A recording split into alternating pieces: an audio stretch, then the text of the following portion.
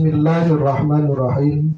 Assalamualaikum warahmatullahi wabarakatuh. Hamdan wa syukran lillah, salatan wa salaman ala rasulillah wa ala alihi wa ashabihi wa mawala, amma ba'du. Para pemirsa yang dirahmati oleh Allah Subhanahu wa ta'ala, pada materi yang telah lalu disampaikan tentang 4 tanda-tanda orang yang akan mendapatkan kecelakaan di hadapan Allah Subhanahu wa ta'ala. Pada kesempatan kali ini akan disampaikan tentang materi 4 tanda-tanda orang yang akan mendapatkan keselamatan dan kebahagiaan di hadapan Allah Subhanahu wa ta'ala. Dalam lanjutan materinya dalam kitab Nasaihul Ibad bab Rubai, Rasulullah Shallallahu Alaihi Wasallam menjelaskan tentang 4 tanda orang yang akan mendapatkan kebahagiaan. Beliau bersabda, alamatus sa'adati arba'atun, dzikrud dunubil madiyah wa nisyanul hasanatil madiyah wa nadruhu ila man dunahu fid dunya wa nadruhu ila man fawqahu fid din. Ada 4 tanda orang yang akan mendapat kebahagiaan, kata Rasulullah Shallallahu Alaihi Wasallam. Yang pertama adalah dia senantiasa mengingat-ingat, menyebut-nyebut perbuatan dosa, perbuatan maksiat yang pernah dilakukannya. Menyebut-nyebut dan mengingat-ingat perbuatan dosa dan perbuatan maksiat artinya dia beristighfar, memohon ampun kepada Allah, menyesali terhadap segala perbuatan dosa dan perbuatan maksiat yang pernah dilakukannya. Maka orang yang pertama ini, yang senantiasa mengingat-ingat, menyebut-nyebut, memohon ampun kepada Allah, menyesali perbuatan dosanya, maka orang tersebut adalah orang yang akan mendapatkan kebahagiaan di hadapan Allah Subhanahu wa ta'ala. Kenapa demikian? Karena ketika dia menyesali perbuatannya, mengakui, menyadari kelalaian dan kebodohan dirinya, kemudian memohon ampun kepada Allah, maka dia akan berhenti dari perbuatan dosa dan perbuatan maksiat yang pernah dilakukannya. Sehingga ketika dia menyesali, mengakui dan menyadari, bahkan berazam, dia bertekad untuk meninggalkan perbuatan dosa, menggantinya dengan perbuatan taat dan ibadah kepada Allah, maka orang tersebut adalah orang yang akan bahagia di hadapan Allah Subhanahu wa ta'ala. Yang kedua, kata Rasulullah Shallallahu Alaihi Wasallam, orang yang bahagia di hadapan Allah tandanya adalah wanisyanul hasanatil madiyah. Dia senantiasa melupakan kebaikan-kebaikan, amal-amal soleh yang selama ini dilakukannya. Orang yang kedua pun akan mendapatkan kebahagiaan di hadapan Allah karena dengan melupakan kebaikan-kebaikan, amal soleh, amal ibadah yang dilakukannya, dia menyerahkan sepenuhnya kepada Allah Subhanahu wa ta'ala.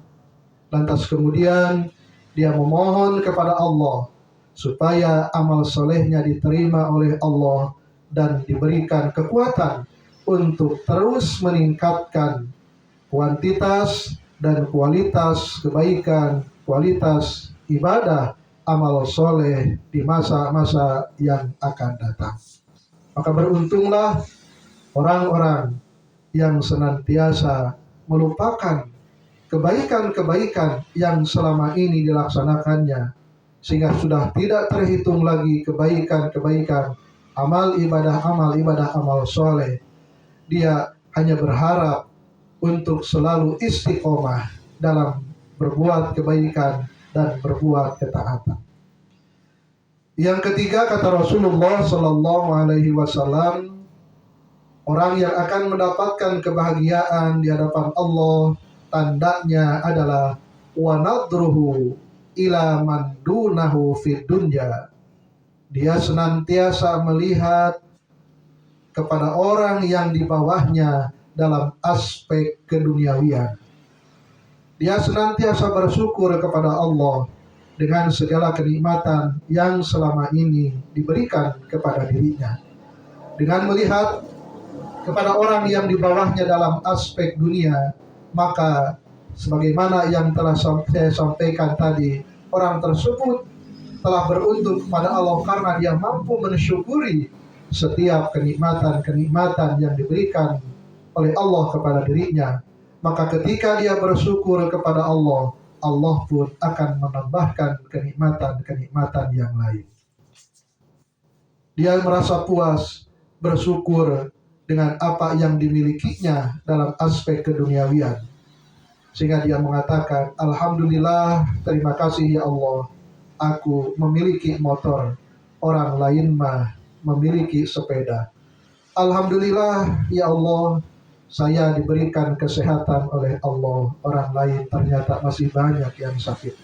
Sehingga dengan melihat kondisi dan orang yang berada di bawah dirinya, maka dia akan senantiasa bersyukur kepada Allah atas segala kenikmatan yang selama ini diberikannya. Dan yang keempat, kata Rasulullah Sallallahu Alaihi Wasallam, tanda orang yang akan mendapatkan kebahagiaan di hadapan Allah adalah wa nadruhu ila man fawqahu fiddin. Dia senantiasa melihat kepada orang yang di atasnya dalam masalah agama, dalam masalah pengamalan ibadah kepada Allah Subhanahu wa Ta'ala.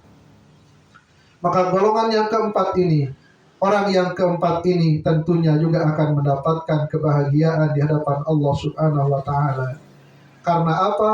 Karena dia memiliki motivasi yang kuat untuk melakukan kebaikan-kebaikan yang dilakukan oleh orang lain. Dia akan merasa termotivasi untuk melakukan prestasi-prestasi yang telah diraih oleh orang lain.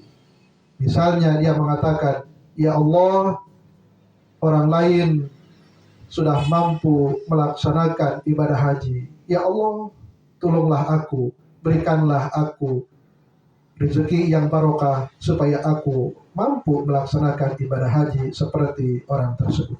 Ya Allah, orang lain telah mampu menghatamkan Al-Quran dalam sebulan sekali. Ya Allah, aku belum bisa, tolonglah aku supaya aku mampu mengamalkan amal soleh, amal ibadah yang dilakukan oleh orang tersebut. Maka dengan melihat terus dalam masalah agama kepada orang yang berada di atasnya, melihat kepada orang yang lebih rajin, yang lebih soleh, maka dia akan termotivasi untuk terus meningkatkan pengamalan ibadah di hadapan Allah Subhanahu wa Ta'ala. Para pemirsa yang dirahmati oleh Allah Subhanahu wa Ta'ala, demikian yang dapat saya sampaikan. Semoga kita dapat mengambil manfaat dan semoga kita diberikan kekuatan oleh Allah Subhanahu wa Ta'ala untuk mengamalkannya. Wassalamualaikum warahmatullahi wabarakatuh.